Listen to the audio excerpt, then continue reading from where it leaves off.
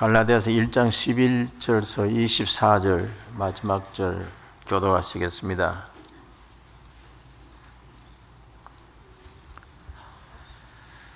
형제들아, 내가 너희에게 알게 하노니 내가 전한 복음이 사람의 뜻을 따라 되는 것이 아니라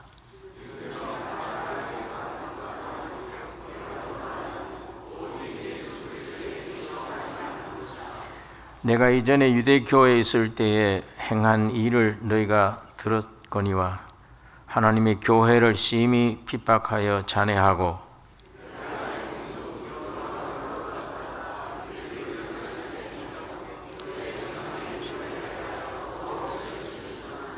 그러나 내 어머니의 태로부터 나를 택정하시고 은혜로 나를 부르시니가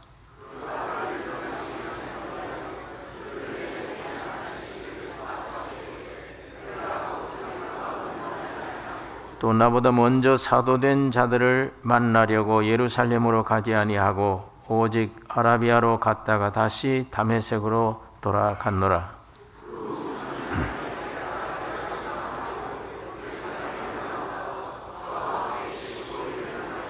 주의 형제 야고보 외에 다른 사도들을 보지 못하였노라.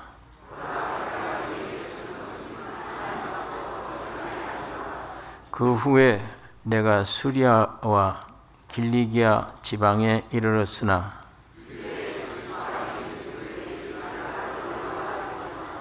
다만 우리를 핍박하던 자가 전에 잔해하던 그 말씀을 지금 전한다 함을 듣고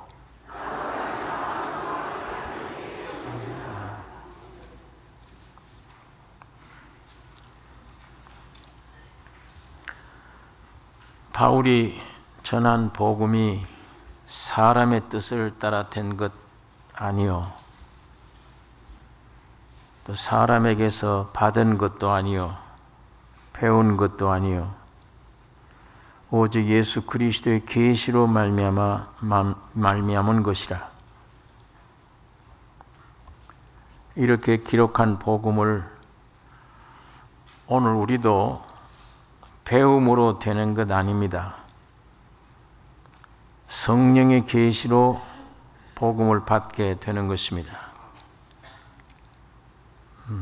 옛 구약 이 종교 시대에는 배움이 중요했습니다. 그때는 교리 시대니까 율법을 지켜야 되는 시대이기 때문에 율법 안에는 생명이 없습니다. 그냥 교리인데 그러니까 배워야죠, 그 말씀을. 그래서 그 배운 말씀을 내 힘으로 지켜야 되는 것인데, 지금 오늘 이 시대는 그 율법 시대가 아니기 때문에 배움으로 되는 게 아니고 성령의 계시로 되어지는 것입니다.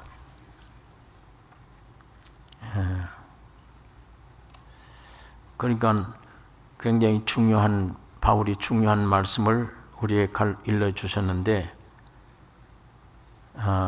오늘 이 성령 시대는 하나님의 영으로 복음을 받게 되어져요.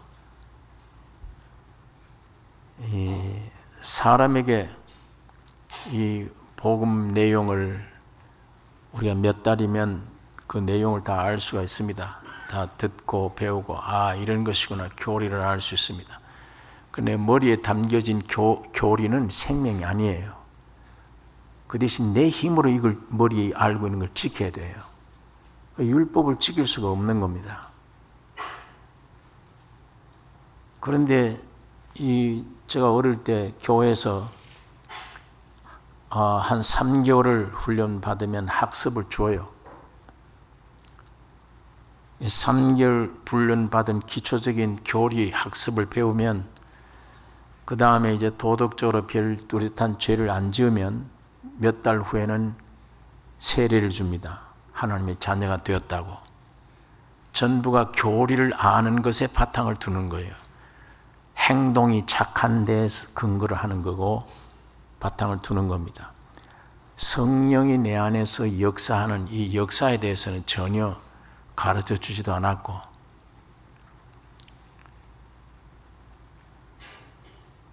그러니까 환란이 오거나 어려움이 오면은 안 믿는 사람과는 사실은 똑같아요. 안 믿는 사람은 이 교리를 모르는데 착하게 살아야 된다는 걸 모르지만 우리는 예배당에 와서 이걸 마저 알고 있는 사람으로 본질적으로는 같아요. 이 시험을 이기기가 힘듭니다. 그런데 지금도 많은 사람들이 여기에 머물고 있습니다. 성경을 많이 가르쳐주고 세미나를 하고 배워서. 그러나 이건 온전한 신앙을 가져올 수가 없는 것입니다. 더군다나 율법시대는 그런데 예수님 오셔서는 예수님의 입에서 나오는 팔복 내용은 더 무서운 거예요. 율법으로는 간음하지 말라. 간음 안 하면 돼요. 그러나 예수님이 오셔서 말씀한 이 진리는 행동을 안 해도 마음에 품으면 간음하였느니라. 더 무서운 거예요. 예수님이 전한 육으로 오셔서 전한 말씀은 이 더 무서운 거예요. 율법보다 더 힘들어요. 형제를 보고 나가라고 욕하는 것만 해도 지옥불에 들어가리라. 정말 이 율법보다 예수님이 오셔서 내놓으신 이 내용, 말씀의 진리는 더 무서운 건데, 그러니까 뭘 얘기하느냐. 율법은 사람들이 행동하는 모든 게 죄다. 그걸로만, 행동만이 아니에요. 예수님이 오셔서 말씀한 내용은 너 안에 행동 안 해도 안에 죄다. 그 얘기입니다. 그러니까 안과 밖이 태어날 때부터 죄와 사망 가운데 있는 것이다. 그런 죄인을 깨달아라. 그 죄인이 죄인의 죄를 어떻게 할 수가 없습니다. 하나님은 여러분과 나에게 어떤 대책을 세우라고 요구하지 않았습니다. 의롭게 살아라고 할 수도 없어요. 왜? 안과 밖이 다 썩었는데, 안과 밖이 다 썩었는데 어떻게 의롭게 살 수도 있고 어떻게 구원을 이룰 수 있습니까? 전혀. 하나님은 여러분과 나에게 아무런 말씀을 하지 않았습니다. 단 하나님이 세상에 사람으로 오셔서 여러분과 내가 되셔서 십자가에 죽으시고 부활하심으로 모든 죄 문제를 해결해 놓으시고, 그 다음에 그 기쁜 소식을 성령을 보내주어서 이 성령의 계시가 나타나기를 원하시는 겁니다. 그래야지. 사람이, 목사가 여러분이 가르쳐주는 교리는 몇 달이면 돼요. 교리를 다 압니다. 알면 무슨 소용이 있습니까? 지켜냅니까? 그게 안 되잖아요. 그러나 말씀 가르치는 이 안에 성령이 역사해서 여러분에게 눈을 열어주시고 깨닫게 해주셔야, 믿게 해주셔야 안에 이 진리가 내 안에 생명으로 와지는 것입니다. 여기서부터 기독교가 시작됩니다. 저는 어릴 때 교회 다닐 때 이 기독교가 이런 역사를 가르쳐주지 않았어요. 그냥 철저히 학습하고 외워라, 이 말씀대로 살아야 된다, 그래야 복이 온다, 이렇게만 얘기를 했지, 전혀 율법이 뭔지, 예수님 오셔서 하신 말씀이 무엇인지, 내가 어떻게 되는 것인지 전혀 가르쳐주지 않았습니다. 그런데 주님이 오셔서 사셨을 때 말씀한 게 더 무섭다고 그랬는데, 그건 내 안에 있는 죄라고 지적했는데, 그래서 주님이 십자가에 죽으시고 부활하심으로 율법을 완성하신 것입니다. 여러분의 행한 죄, 여러분 안에 있는 죄 전부 다 정결케 하신 것입니다. 그래서 성령을 보내주셨습니다.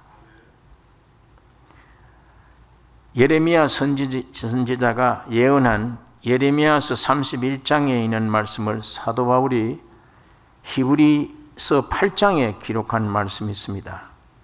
우리 신약 성경 히브리서 8장에 있는 말씀 한번 찾아보겠습니다.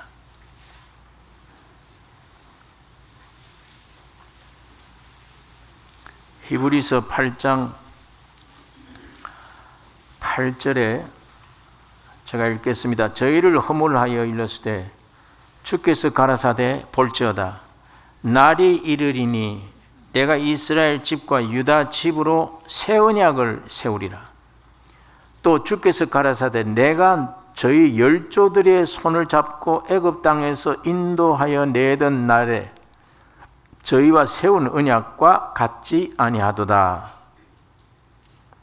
저희는 내 언약 안에 머물러 있지 아니하므로 내가 저희를 돌아보지 아니하였었노라.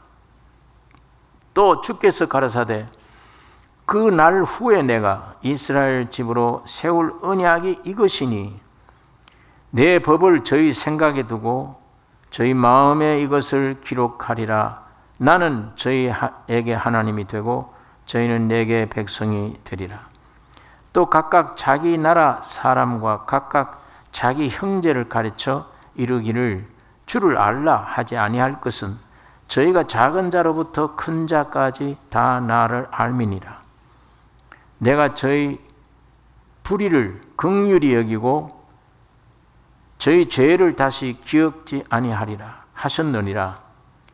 새 언약이라 말씀하셨음에 첫 것은 낡아지게 하신 것이니 낡아지고 쇠하는 것은 없어져 가는 것이니라.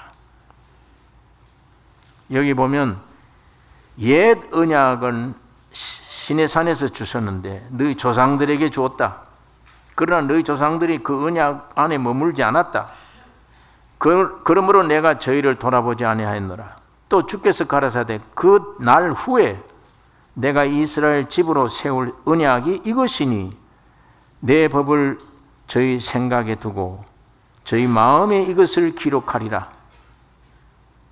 이렇게 되면 나는 저희에게 하나님이 되고 저희는 내게 백성이 되리라.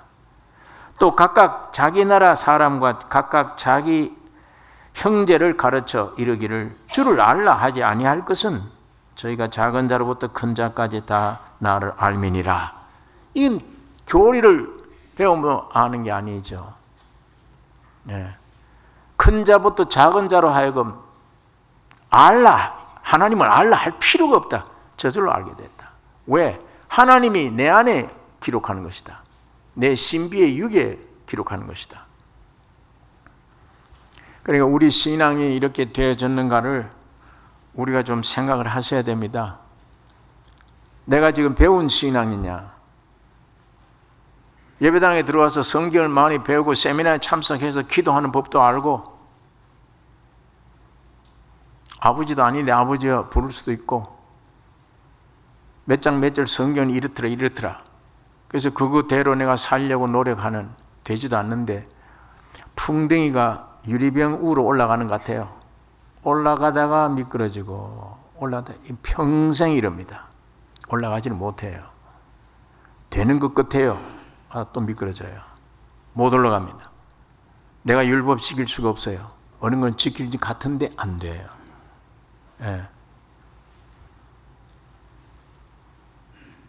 그러니까 이 교리 가지고는 성경 말씀을 하나님의 능력이시다 모든 걸 오해를 가지고는 내 앞에 오는 환경을 이길 수가 없어요. 환경에 어려움이 오면 의심이 생겨요. 하나님이 살아계신가? 하나님이 살아계신가? 하나님이 살아계시면 왜 이런 환난이, 왜 이런 게 내게 오나? 당장 흔들려요. 그런데 교리가 아니고 새 언약은 하나님이, 예수님이 직접 내 안에 산 인격으로 오셨다. 성령으로 오셨다. 이분은 흔들리질 않아요. 이분은. 그러니까 작은 자로부터 큰 자까지 하나님을 알라 할 필요가 없다. 알아버려 저절로. 그건 비밀이에요. 진리를 깨닫는 순간에 이게 뭐냐? 이게 믿어지네. 이루어져 버려. 믿어져요. 실제가 돼요. 죄 사함 받았다, 사함 받았다. 구절은 내가 알고 그걸 원했는데도 안 되는데, 이제 방금 믿어져 버리네. 사해졌네. 확실하게. 그게 성령으로 오셨기 때문이에요. 성령의 계시를 해 주셨기 때문입니다. 사람은 여러분의 귀에까지만 전달합니다. 여러분의 귀에서 여러분의 심령의 실제가 되게 하는 이는 성령이에요. 사람이 못해요. 성령이십니다. 그러니까 교리를 배워서 되는 게 아니에요. 예수 그리스도가 인격이 성령의 계시로 내 안에 오셔야, 여기서부터 기독교가 시작됩니다. 그래서 고린도 후서 3장 3절에 너희는 우리로 말미암아 나타난 그리스도의 편지니 이는 먹으로 쓴 것이 아니요 오직 살아계신 하나님의 영으로 한 것이며 또 돌비에 쓴 것이 아니요 오직 육의 신비에 한 것이라. 육의 신비에, 사람 안에 성령으로 우리에게 와지는 것입니다. 예수가 우리에게 와지는 것입니다. 이게 지금 교회 안에는 좀 생소하게 들려요. 예수 믿으라, 교회 생활 열심히 해라, 이건까지 통하는데 저 교회는 가면 예수가 너 안에 온다, 살아있는 분이 내게 온다, 이런 얘기를 한다. 그냥 성경 많이 배우라, 읽고 기도하고 열심으로 지키려고 노력하라, 이렇게 가르침 받았는데 그래가지고는 안 된다. 예수가 너 안에 와야 된다. 그 어떻게 예수가 지금 내 안에 오는가? 사도 바울이 받은 계시는 그 계시입니다. 예수가 직접 사람 속에, 신이 살아있는 하나님이 직접 우리 안에 들어오시는 것입니다. 그것이 오늘 우리 은혜 시대, 이 성령 시대에 일어나는 우리 신앙의 첫 걸음입니다. 제가 아까 율법 시대는 교리 시대이기 때문에 배워야 돼요. 알아야 돼요, 성경을. 그러나 이 시대는 성경 교리를 아는 것으로 되는 게 아니고 그 내용이 내 심령 안에 성령으로 새겨져야 된다. 성령으로 내 안에 오셔야 된다. 그것이 우리 인간이 표현하기를, 주님이 인격이, 산 인격이 내 안에 왔는데 그럼 내 안에 무슨 느낌이 생기나? 육적으로는 아무런 느낌이 없습니다. 바람이 어디에서 오며 어디로 가는지를 알지 못하되, 그러나 그 소리는 들어도 진리가 들려요. 진리는 믿어져요. 몸에 예수가 내 안에 온 느낌은, 지금 예수가 내 안에 왔다, 어떤 느낌은 세포적으로 신체적으로 느낄 수는 없지만 안에 확실한 소리는 들려요. 내가 교리로 알고 있던 사함 받았다, 사함 받았다는 확신, 말씀이 나를 지배해요. 사도 바울이 이것을 우리에게 가르쳐 줍니다. 그래서 사람에게 배운 것도 아니요 사람에게 받은 것도 아니라 예수 그리스도가 직접 나에게 계시해 주신 복음이라. 바울에게만 그게 있는 거지 보통 사람들에게도 있느냐? 아니에요. 하나님이 바울에게 그렇게 이루어진 것은 본을 삼은 겁니다. 전부 여러분, 내가 바울처럼 계시로 그걸 주님을 모셔야 돼요. 그래야 됩니다. 자, 이게 이제 우리 11절 12절에 있는 말씀인데 13절에 내가 이전에 유대교에 있을 때에 행한 일을 너희가 들었거니와 하나님의 교회를 심히 핍박하여 잔해하고 내가 내 동족 중 여러 연갑자보다 유대교를 지나치게 믿어 내 조상의 유전에 대하여 더욱 열심히 있었으나, 바울이 말하기를 내가 교회를 핍박했다. 왜 그러냐? 교회가 유대교의 반역으로 생각하고 교회를 없애려고 했다. 너희가 알지 않느냐? 내가 이전에 유대교에 있을 때 행한 일을 너희가 들었다. 하나님의 교회를 심히 핍박하여 잔해하고 내 동족 중 여러 영갑자보다 더 유대교를 지나치게 믿어 내 조상의 유전에 대하여 더욱 열심히 있었으나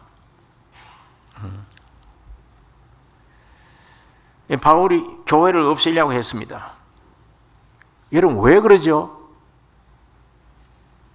왜 그러냐면 바울이 믿는 율법, 모든 의식, 제도 하나님이 주신 거예요. 하나님이. 다른 것에서 얻어진 게 아니에요. 하나님이 직접 주셔서 율법을 지키라고. 의식과 제도를, 안식을 지키라. 이 모든 것은 하나님이 주신 거예요. 그런데 저 예수 믿는 것들은 이상한 소리를 해, 자꾸만. 율법을, 안식일을, 주인이 안식일이 예수다. 안식일이 없다. 율법을 완전히 폐해버리는, 무시해버리는 이런 망령된 짓들을 한다. 율법이 하나님 주신 것인데 이걸 지켜야 된다고 해서 지키는데 이게 신앙인데 어떻게 이제 예수 믿는 것들은 저런 짓을 하냐. 그리고 유대교에서 볼 때는 이단들이에요. 하나님 말씀을 가지고 있는 유대교가 정통입니다. 철저히 율법 지켜나가는 것, 모든 의식 제도를 지키는 것. 그러니까 타락한 인간 본성들은 하나님의 진리보다 인간 육에 맞는 전통, 유전을 지키는 것, 이런 것이 더 중히 여기는 경향이 있습니다. 사람 속에. 다시 말하면 육신은 믿음의 세계보다 보이지도 않고 만질 수도 없는 믿음의 세계, 있다, 신령한 참이다, 이게 참 세계다. 아니, 그것 정신적으로 어떻게 그게 믿음의 세계를 인정하는 것보다 몸으로 지킴을 요구하는 율법 지키라. 이게 더욱 아주 합리적으로 여겨져요. 그게.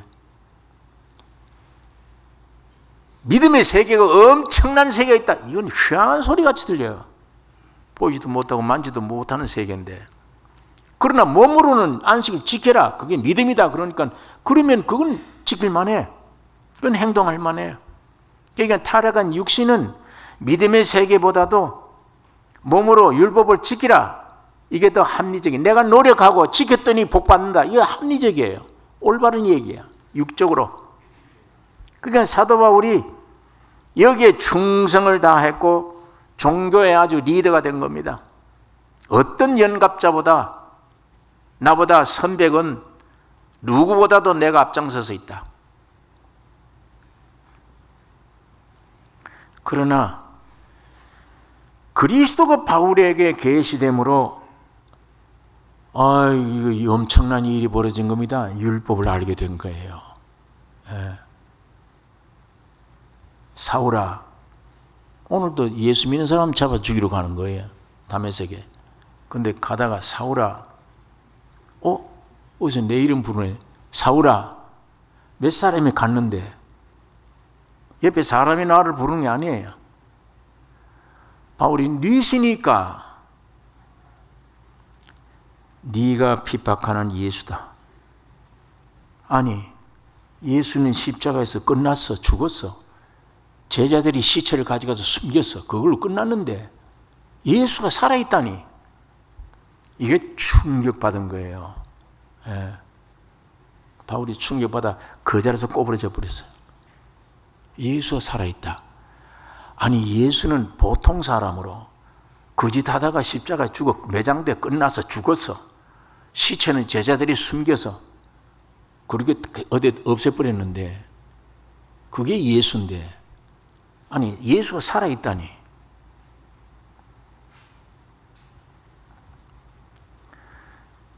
여러분, 그때 율법도 하나님이 주신 것이지만 그리스도께로 인도하는 몽학 선생에 불과함을 알게 된 거예요.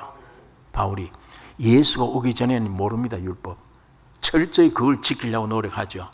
왜? 하나님이 주신 거니까. 그거 이외에는 신앙이 없어요. 그랬던 건데 예수를 영접한 이후에 이거 율법, 이거 내가 헛다리 짚고 있구나. 율법이라는 거는 예수께로 인도하는 가정교사였구나. 이거를 알게 되는 거예요. 알게 되니까 이 엄청난 짓을 한 겁니다. 예수 믿는 사람 잡아 죽이러 다녔으니까. 여러분, 오늘도 우리가 이 종교적인, 이 율법적인 신앙, 내 행위로 시작된 신앙인들은 주님이 오기 전에는 이게 절대적인 옳은데, 저것들은 이상한 소리를 해. 뭐 구원 얻었다 그러고 죄사함 받았다, 확신이 있어야 된다. 저것들이 구원파인가 보다. 저 이상한 사람들이다. 이렇게 생각을 해요. 그런데 이단으로 규정할 수 없는 것은 진리, 말이 맞아요. 전부 다 성경적이야. 예.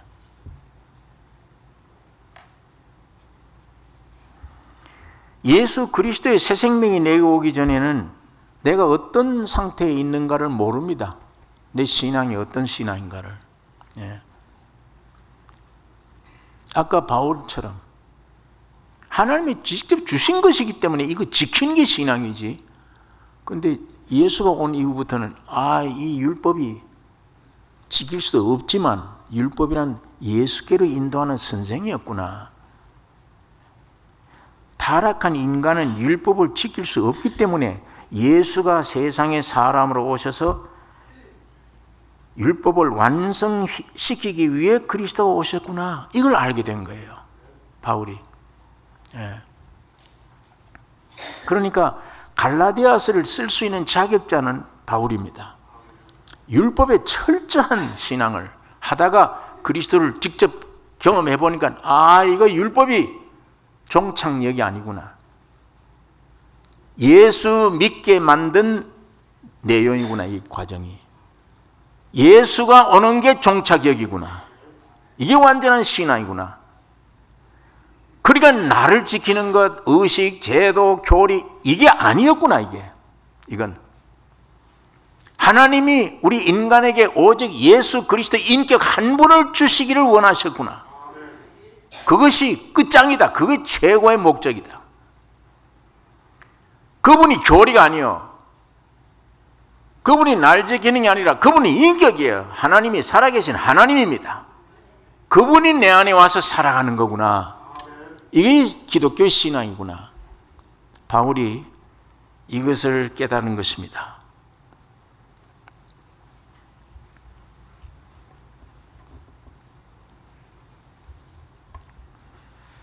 여기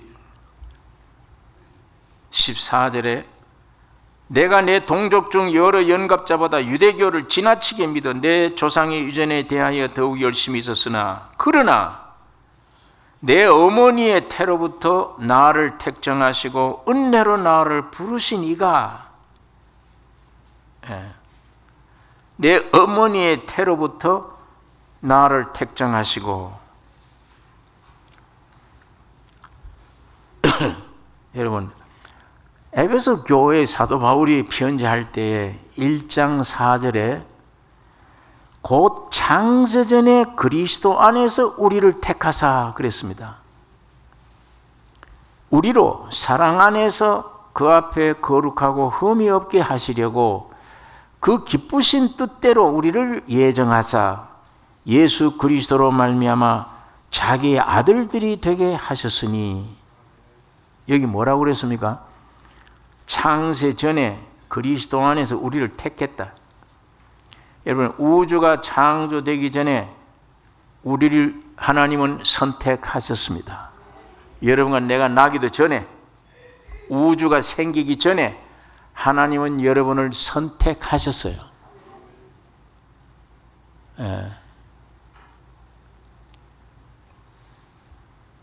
그런데 바울은 에베소 교회에서는 창세 전에 나를 택했다고 하셨는데, 이 갈라디아에서는 어머니 모태로부터, 어머니의 태로부터 나를 택정하시고, 어떤 의미의 같은 얘기예요. 하나님 편의 얘기와 우리 사람 편의 얘기. 하나님 편에는 창세 전에 택했어요. 다 여러분, 나를 영혼 안에, 지금 시간 안에는 내 존재가 시간 안에 어머니 태 시작이에요. 어머니 태에서 시작이에요. 그러니까 시간 안에서 이루어짐을 말하는 것입니다. 하나님 편에서 볼 때는 창세전에 우리를 택했는데, 그리고 시간 안에 와서는 어머니 태에 내가 생길 때, 잉태됐을 때, 어떤 사람들은 잉태됐을 때다, 어떤 사람들은 태어나서다, 뭐 여러 가지, 그건 별로 의미가 없는 얘기들입니다. 어머니 뱃속에 잉태된 나라고 한 존재가 시작될 때 시간 안에서는 바울이 그렇게 설명한 것입니다. 그러니까 에베소 교회 편지한 내용이나 다를 바가 없는 것입니다. 어쨌거나 창세 전에 하나님이 바울을 택한 거예요. 오늘 이와 마찬가지로 하나님이 창세 전에 여러분과 나를 택했습니다. 자, 그런데 한 가지 여기서 이걸 주목하셔야 돼요. 하나님의 백성으로, 하나님의 종으로 택했는데 그 사람이 세상에 태어나서 예수를 죽이려 다녔어. 구원은커녕. 바울이 율법교회 다니면서 1인자가 돼서 리더가 되어서 움직일 때 구원을 얻었습니까? 못 얻었습니까? 바울에게는 구원이 없었어요. 그런데 하나님은 내 자녀라고 택하기를 언제 택해요? 창세 전에 택했어요. 창세 전에 택했는데 그 택한 사람이 지금 태어나서 하는 일은 예수 믿는 사람 죽이러 다녔어. 그러다가 하나님이 창세 전에 택한 그대로 주님이 바울을 부르신 겁니다. 네가 핍박하는 예수다. 그걸 깨닫는 순간에 예수님 바울 속에 들어가는 거예요. 그러니까 지금 우리 교회 안에서도 이미 창세전에 우리 택함 받을 수 있는데, 태어나서 구원의 확정이 있느냐 없느냐에 대해서 너무 예민하게 얘기를 하면 거리칠 수가 있습니다. 구원을 받아야 된다. 종교적인 신앙생활은 안 된다. 그렇게 가지는 안 된다. 구원의 확정을 가져야 된다고 기도하고 전하는 것은 당연한 거예요. 그렇게 해야 됩니다. 해야 되지만 어떤 사람들은 그걸 정죄를 해버려. 아예 심판을 해버려. 너는 이제 하나님과 관계없는 사람처럼. 이 행위는 아주 좋지 않은 행위입니다. 기다려야 돼요. 바울도 택했는데도 불구하고 구원을 몰랐어요. 그동안 쭉. 그러나 반드시 하나님의 때 구원시킵니다. 기다리고 참고 그들을 위해 기도해야 되는 거지. 나와는 아무 상관없는, 하나님과는 상관없는 사람처럼 잘라버리는 것. 그걸 완전히 이제 이방 세계 사람을 취급해버리는 것. 그래서 교회 안에 분란이 일어나는 것은 합당치 못한 일들입니다. 지혜롭지 못한 일들이에요. 우리가 새로운 경험을 하면 그런 경험을 함께 누리도록 기도하고 선한 마음으로 유도하고 인도하는 것은 당연한 일입니다. 해야 됩니다. 그러나 하나님이 선택하고 택했는데도 불구하고 인간 편에 와서는 잘라버리고 이건 아직도 하나님과는 관계없는 사람처럼 취급해버리는 이런 행위는 그건 조금 삼가해야 될 일들입니다. 교회 안에 필요 없는 일로 분쟁을 일으키고 하기 쉽기 때문입니다. 어쨌든 여기에 참 모태에서부터 택함 받은 사람인데 구원도 없이 지 힘으로 하나님이 열심으로 하나님을 위해 산다고 노력을 했어요. 그걸 우리가 봐요. 또 우리 스스로도 그랬고 과거에.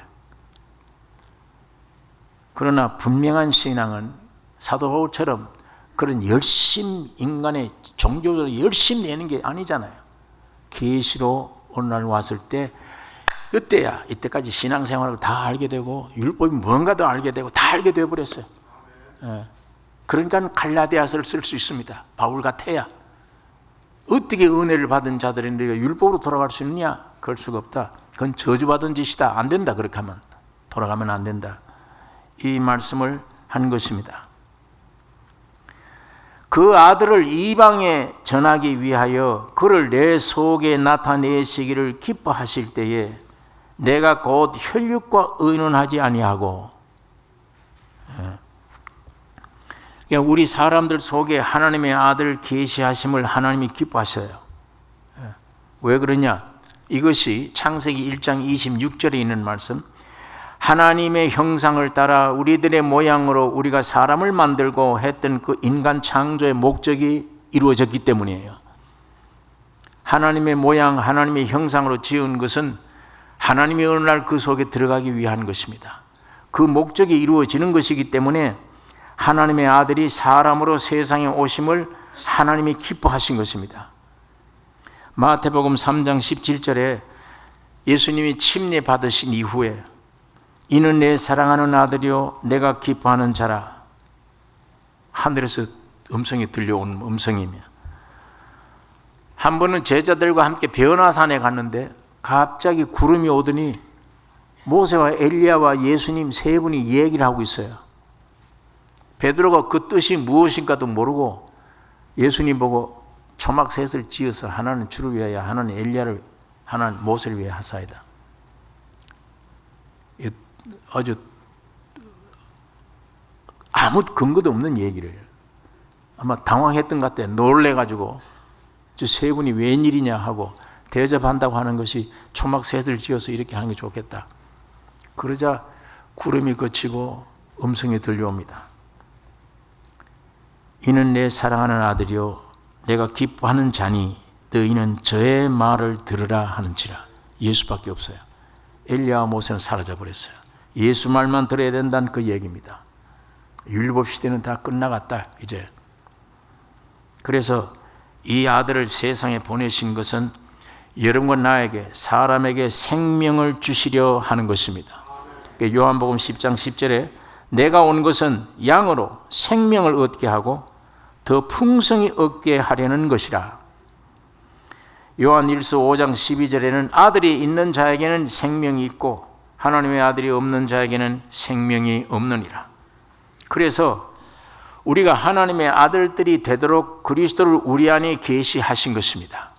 예수가 세상에 오신 것은 여러분과 내 안에 하나님의 아들을 주시기 위한 것이요, 곧 그 생명을 우리 가운데 주시기 위한 것입니다. 그래서 요한복음 1장 12절에 그리스도를 영접하는 자, 곧 그 이름을 믿는 자들에게는 하나님의 자녀가 되는 권세를 주셨으니 사람의 뜻으로 나지 아니하고 오직 하나님의 뜻으로 난 자들이니라. 하나님의 아들 되는 것이 목적입니다. 하나님 미리 그들이 있으면 하나님 그들이 있고 죽으면 많은 열매 맺느니라. 예수님이 독생자 하나님의 아들입니다. 죽으면 많은 아들들이 생겨난다. 하나님의 아들들이 생겨난다.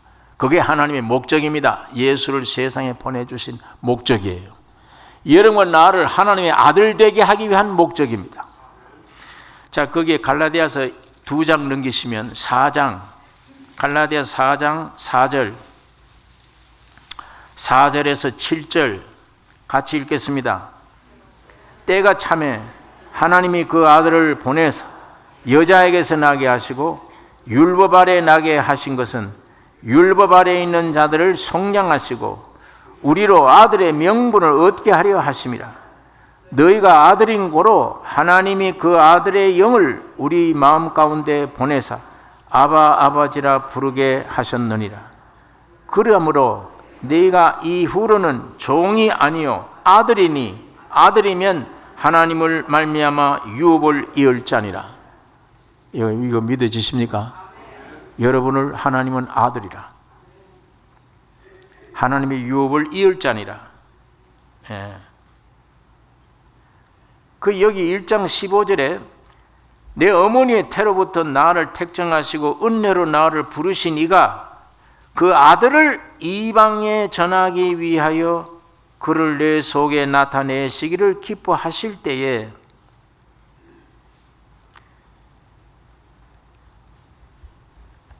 바울이 하나님이 자기 아들을 내 안에 이방에 전하기 위하여 내 안에 그 아들을 나타내기를 기뻐하실 때에, 이때 이 아들은 성부, 성자, 성령 삼위 하나님을 가리키는 겁니다.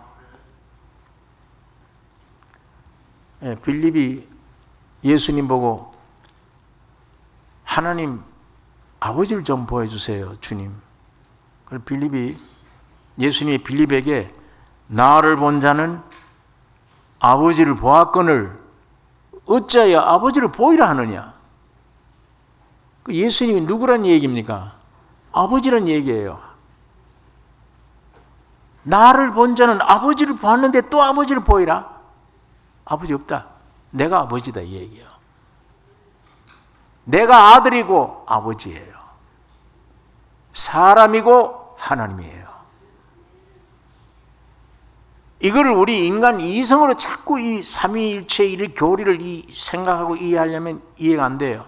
자, 이 말을 한 다음에 빌립에게, 제자들에게 내가 아버지께 보혜사 성령을 보내달라고 기도하리니, 그 빌립이 조금 전에 나를 본 자는 아버지를 보았거늘, 자기가 아버지라고 그랬는데 또 내가 아버지께 기도하리니 보혜사 성령을 보내달라고 기도할 것이다.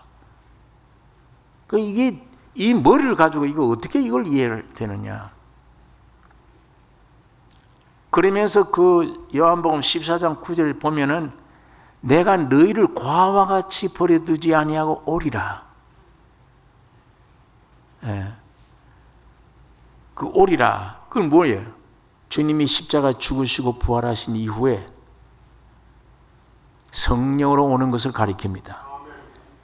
내가 너희를 과와 같이 버려두지 않는다. 온다 내가. 자, 이 말씀한 후에 내가 너희 안에 너희가 내 안에 있는 것을 알리라. 그럼 그 성령이 누구란 얘기예요? 예수란 얘기입니다. 아들이란 얘기예요. 그러니까 아들 된 예수는 누구의 표현입니까? 아버지 하나님의 체현이에요. 그러니까 날 본 자는 아버지를 보았다 이렇게 얘기하는 거예요. 그럼 성령은 누구냐? 예수 그리스도의 실제화돼서 여러분 안에 들어간 예수의 실제화가 성령이에요. 그러니까 성부, 성자, 성령 삼위 일체 한 몸이에요. 한 분이십니다. 여기에 아들을, 이 말은 아들을, 바울 너 속에 아들을 넣기 위해 넣는 것을 하나님이 기뻐하신다. 이 말은 성부와 성자와 성령 하나님이 우리 인간 속에 임재하시는 것을 가리킵니다. 이게 최상의 목적입니다. 하나님이 이 목적으로 인생을 창조하신 것입니다. 그러니까 이제 말한 대로 아들은 아버지의 체현이시고 아들의 실제화가 그 영이에요. 그래서 예수님은 영이시니, 또 고린도전서 15장에는 아담은 살리는 영이야. 산 영임 같이 마지막 아담인 예수는 살려주는 영이 되셨나니, 지금 성령으로 오신 분은 곧 살려주는 영이세요. 예수님이세요. 보혜사가 온다 그래 놓고 내가 너희 안에 너희가 내 안에, 내가 아버지라 그래 놓고 내가 아버지께 기도하겠으니, 사람의 말로 이해할 수 있도록 하면서도 사람의 생각으로는 이해하지 못할 말들이에요. 이 삼위일체의 진리가 그것입니다. 그래서 사도 바울 속에 아들을 넣기를 원하신다는 그 아들은 성부, 성자, 성령 하나님을 가리키는 것입니다. 이 그리스도가 바울 속에 나타나실 때에 하나님의 신성이 바울에게 더해지는 거예요. 하나님의 신성이, 즉 하나님의 생명이 우리에게 더해지는 것입니다. 그러니까 신인 연합이 되어버렸어요. 여러분이 거듭나는 순간 바울처럼 예수가 여러분 안에 생명으로 들어가는 순간 하나님의 신성이 여러분에게도 임했습니다. 예수님처럼 예수님은 신성과 인성을 가지신 분이에요. 여러분도 나도 인성도 있고 신성이 가져서 하나님을 아버지라고 부를 수 있는 거예요. 만일 내게 인성뿐이면 하나님을 아버지라고 못 부르죠. 인성과 신성, 나도 하나님께로부터 난 생명을 가졌기 때문에 하나님을 아버지라 부를 수 있는 것입니다. 그러니까 여기 사도 바울이 이런 말을 합니다. 은혜로 나를 부르시니가 그 아들을 이방에 전하기 위하여 그를 내 속에 나타내시기를 기뻐하실 때에 내가 곧 혈육과 의논하지 아니하고 또 나보다 먼저 사도된 자들을 만나려고 예루살렘으로 가지 아니하고 오직 아라비아로 갔다가 다시 다메섹으로 돌아갔노라. 혈육과 의논하지 아니하고. 예. 혈육과 의논할 필요가 없습니다. 내 안에서 어떤 부분과도 의논이 필요 없어요. 예수가 온 이후는, 예수가 오면 창조주가 내 안에 왔습니다. 구속주가 내 안에 와버리면 인간 혈육과 의논할 필요가 없는 거예요. 내 안에서도 영이든 혼이든 어떤 것이든지 이게 진짜냐 가짜냐 믿을 거냐 안 믿을 거냐 뭐가 부족하냐 풍성하냐 의논할 것도 없고 따라서 사람과도 만나서 의논할 필요가 없는 것입니다. 그리스도와 연합됨으로 내 존재 자체, 사도 바울의 존재 자체, 내 삶의 목표, 내 인격의 가치, 나의 사명 등 모든 것에 답을 얻었기 때문이에요. 예수가 내 안에 와버리면 내 인생의 창조된 목적이나 내 인격 됨됨이나 모든 게 해결되어 버렸어요. 다. 그게 무슨 혈육과 의논을 해요? 예. 전혀. 여러분이 만일 복음을 깨닫고 생명을 얻어서 내가 종교적으로 있을 때, 사도 바울도 종교적으로 있을 때는 하나님께로부터 왔기 때문에 그것 붙잡고 지키는 게 신앙인 줄 알았어. 그러나 예수가 온 이후부터는 하나님이 주신 것이지만 그건 초등학문이야. 그건 과정이었어. 보니까 예수를 영접하기 위한 과정이었어. 그래서 예신앙하고 예수님 온 신앙은 달라. 확실히 달라. 왜 다르냐? 내가 그래서 죽이려고 그랬던 거야. 예수님 사람들을. 달라. 오늘 이 얘기를 종교인들이 해놓으면, 이 거듭난 얘기, 주님 오신 얘기 해놓으면 네 구원파지 그럴 겁니다. 이거 어디 가서 이상하게 됐다 저 사람. 혈육과 의논할 필요가 없어요. 아무 유익 없어요. 여러분 안에 인격적으로 주님 오시면, 교리가 오면 아니지만 인격이 오면 그 인격과 의논하셔야 돼요. 그 인격을 따라 순종하는 것입니다. 그게 귀중한 우리가 성장되는 길입니다. 요한복음 9장에 보면 날 때부터 소경된 자가 있어요. 거지였습니다. 아주 천한 계급에 속한 사람이었습니다. 그런데 예수님이 네가 낫기를 원하느냐? 침을 뱉어서 진흙을 이게 눈에 발라 실로암 씻으라. 실로암 못에 씻더니 눈이 밝아졌어요. 주님을 접촉한 이후에 놀라 얼마나 담대한 사람이 되었는지 모릅니다. 요한복음 9장에 여러분 가정에 읽어보시면 위대한 설교자입니다. 바리새인들을 당해서 떳떳해요. 그때는 예수를 시인하면 출교당했어요. 출교당할 거 알아요. 알면서도 담대하게 그들과 맞서 대항하고 예수를 증거한 내용이 요한복음 9장에 기록되어 있습니다. 여러분, 내 그릇에 학교를 많이 배워 지식이 있나 없나 이게 문제가 아니에요. 내가 명예가 있나 없나 이게 문제가 아닙니다. 여러분 안에 살아계신 주님이 인격자, 산 하나님의 아들이 들어가서 인격이 이루어지면 나는 이제 끝났고 내 안에 예수 그리스도가 삶이라. 그가 지식의 근본이죠. 지혜의 근본이죠. 나의 길이 되죠. 진리가 되죠. 생명이 되죠. 나의 의로움, 거룩함, 구속함이 되셨으니 내 영 안에 계시면서 내게 필요한 모든 것 되시는 주님이십니다. 그걸 위해 하나님이 인생을 하나님의 형상으로 창조하신 것입니다. 그러므로 이 성경의 핵심은 율법, 계명, 의식, 교리가 아닙니다. 오직 하나님의 아들 살아있는 인격이십니다. 그러므로 하나님의 뜻은 살아있는 인격에 집중되어 있어요. 이 구약 성경은 전부 다 예수를 가리킵니다. 전부 예수에게 집중되어 있어요. 그러나 우리 타락한 육들은 인간 정통 종교의 안식일 중요하게 생각. 지금도 안식 교가 있잖아요.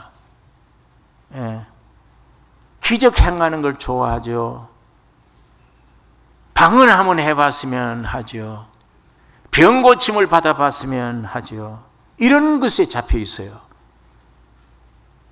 여러분 안에 계신 창조주요 구속자이신 예수에게만 잡히셔야 됩니다. 내 안에 병 고침이나 이상한 기적이나 이런 것들이 없을지라도 예수 한 분이 내 안에 계시면 그 안에 영원히 고침이 있습니다. 죽은 자도 살립니다. 주님의 뜻이라면, 주님의 역사가 일어나면 어떤 병도 고칠 수 있어요. 그러나 그 사람은 병 고침의 문제가 아니에요. 예수가 목적이지. 주님만 사랑해요. 죽든지 살든지 주님뿐이에요. 그게 곧 사는 길입니다. 그게 곧 고침 받는 길이에요. 예수 한 분만. 그 이전에 예수 요구하기 전에 내 육신이 요구하는 것들을 찾습니다. 기적이 나타났으면, 이런 게 있었으면, 저런 게 있었으면. 여러분 안에 오직 주목하고 자랑하고 가장 가치 있게 느껴야 될 것은 예수 한 분이에요. 그분 안에 내 영이 오셔서 내 영혼 몸 전체에 필요한 모든 것도 있습니다. 예. 내가 혹시 죽은 한이 있더라도 내 안에 계신 주님이 원한다면 살릴 거예요. 세상에 어떤 난치병이 와도 내 안에 주님의 뜻이라면 일으켜줍니다. 그러니까 그 주님 안에 주님 한 분, 바울이 이걸 얘기합니다. 예, 내가 율법아래에서 봤다. 별 짓을 다 얼마나 충성되게 섬겼든지 예수님 사람 잡아 죽이려 다녔다. 그러나 나중에 이게 너무 큰 죄를 범한 것이기 때문에 예수 믿는 사람은 잡아 죽이려 다녔으니까 만삭되지 못해서 난 자 같은 나 이랬어요. 10달 못 채우고 온전하게 태어나지 못했다는 얘기예요. 그러면서 죄인 중에 괴수야. 바울은 그렇게 짓지 않았습니다. 그러나 죄인 중에, 인류의 죄인 중에 최고의 죄인이다. 예. 이 사도 바울이 이 갈라디아서를 쓴 이 한이진 분이에요. 자기 과거의 생활에 비하면. 그래서 하나님은 율법에 철저했던 사람을 예수 그리스도의 생명을 넣어줘서 율법이 뭔가를 다 알게 되고, 그래서 오늘 여러분과 나에게 이 진리를 증거하되 모든 어떤 것도 종교 안에 있는 건 다 버리라. 예수 한 분만 의지하고 사랑해야 된다. 예수가 안식일이 주인이죠. 안식일 지킬 이유가 없죠. 평생 안식일이에요. 예수가 모든 것, 내 모든 것 되십니다. 17절에 있는 말씀, 또 나보다 먼저 사도된 자들을 만나려고 예루살렘으로 가지 아니하고 오직 아라비아로 갔다가 다시 다메섹으로 돌아갔노라. 예, 좌우로 살필 필요가 없다는 얘기예요. 먼저 된 사도들 내가 만날 필요 없다. 너무 확신하기 때문에, 너무 분명한 계시이기 때문에 사람에게 만날 필요가 없다. 예. 이 아라비아로 갔다가 가서 뭘 했겠냐? 누구보다도 율법을 알잖아요. 누구보다도 예수님을 모셔서 이제 여기에 대한 깊은 묵상이 주님과 더불어 바울은 정립하는 거예요. 사람 만나서 이 옳으냐 틀렸냐 그거 받을 필요도 없어. 그건 혈육과 의논할 필요도 없어. 내 안에 계신 주님이 창조주가 와 계시니까 이 주님과 더불어 율법 아래에 있던 나 깊은 교제 속에 하나님의 놀라운 계시를 주었기 때문에 갈라디아서를 쓴 거예요. 또 이외에 13권이나 썼습니다. 바울이. 하나님은 바울을 통해 그렇게 하신 거예요. 자, 18절에 그 후 3년 만에 내가 게바를 신방하려고 예루살렘에 올라가서 저와 함께 15일을 유할세 주의 형제 야고보 외에 다른 사도들을 보지 못하였노라. 3년 만에 올라간 이유는 혈육과 의논하기 위한 게 아니에요. 이 같은 생명들과의 만남, 교제를 위한 겁니다. 먼저 사도들 된 과연 내가 받은 은혜를 제출해야지. 서로 교제하는 일. 그 다음에 20절에 보면 보라, 내가 너에게 쓰는 것은 하나님 앞에서 거짓말이 아니로라. 그 후에 내가 수리아와 길리기아 지방에 이르렀으나, 이방 지역의 영역입니다. 이 지역들이 이방인의 영역에 가 있었지 예루살렘으로 가지 않았습니다. 사도들 만나서 큰 접촉을 하지 않았어요. 이 말은 사람에게서 배운 것도 아니요 받은 것도 아니다. 주님께로부터 직접 받은 계시다. 이거를 말씀하기 위한 것입니다. 유대의 그리스도 안에 있는 교회들이 나를 얼굴로 알지 못하고 다만 우리를 핍박하던 자가 전에 잔해하던 그 믿음을 지금 전한다 함을 듣고 나로 말미암아 영광을 하나님께 돌리니라. 내가 지금 이 예루살렘에 있지 않지만 이방 지역에 있지만 지금 유대에 있는 예수 믿는 사람들이 내 얼굴도 모르면서 저 기독교를 저렇게 박해하던 자가 회개하고 돌아서서 참 복음을 전한다. 이 일 때문에 하나님께 영광 돌린다는 얘기는 내가 들었다. 오늘 우리 바울의 신앙을 우리가 여기서 알 수 있습니다. 사도 바울은 종교의 어떤 것도 가지 않았습니다. 다 이제 털어버렸어요. 다. 오직 살아계신 인격 그리스도 한 분만 전했습니다. 그분만이 신앙입니다. 예수 그리스도. 그분이 인도한 대로만 따라갑니다. 그분이 앉으면 앉고 서면 서고. 오늘 이게 여러분 나의 신앙이에요. 이게 제일 축복받은 사람입니다. 이게 세상의 어떤 부귀 영화도 비교할 수 없는 축복이 창조주요 구속주이신 예수 한 분 내 안에 와서 내 이 더러운 나는 십자가에 죽어버리고 내 안에 예수가 대신 살아가 주는 사람, 이 제일 큰 축복입니다. 이게 인류의 창조의 목적입니다. 이걸 벗어두고 세상에 무슨 부귀 영화 명예, 이건 사도 바울이 생각할수록 배설물이다. 전 배설물이라.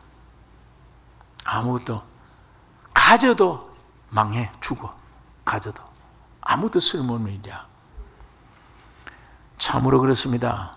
예수 한 분뿐입니다. 여러분 안에 관념 많아요.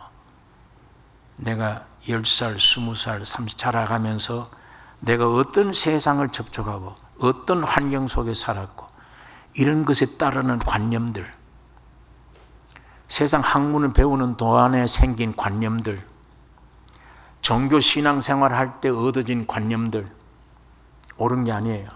이 관념들이 다 무너져야 돼요. 오직 예수 한 분으로만 내 안에 온전히 점령하기 위해서는 이 관념들이 방해합니다. 이것마저 다 버려야 돼요. 다 깨어져 나가고 내 안에 순수히 예수의 생명으로만 충만된 게 온전한 신앙이며, 주님이 그 신앙을 우리에게 가져주기를 원하고 바울을 통해서 지금 말씀을 하고 있습니다. 이 예수 한 분 속에 여러분의 영육 필요한 모든 게 다 들어있습니다. 이것 이외에 세상에서 얻어진 영육 필요한 것, 그건 믿을 게 못 돼요. 임시 변통이며 아무것도 아닙니다. 예수 안에, 내 영 안에 계신 주님 안에 내 모든 필요한 것, 나는 오히려 몰라도 주님은 더 아세요. 내게 채워주시는 이 주님 한 분을 우리가 의지하고 모셔야 됩니다. 기도하십시다. 걸어가신 아버지 하나님, 아버지의 말씀을 묵상했습니다. 바울에게 역사했던 주님의 귀한 계시가 오늘 우리에게도 있게 하여 주시옵소서.